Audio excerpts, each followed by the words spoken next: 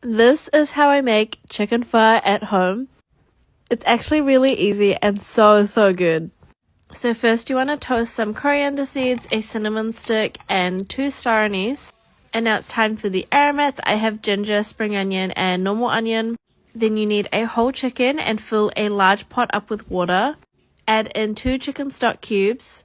Bring it to a boil, and then you want to start skimming the fat as it surfaces. Once the chicken is cooked, you want to shred that up. Keep the bones and put it into a separate bowl and pop that back into the pot. Then add in some fish sauce, a lot of salt, some brown sugar or rock sugar if you have it.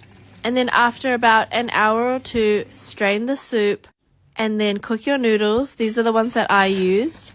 Make sure you rinse them under cold water. Here are all my garnishes, and it's time to serve this up.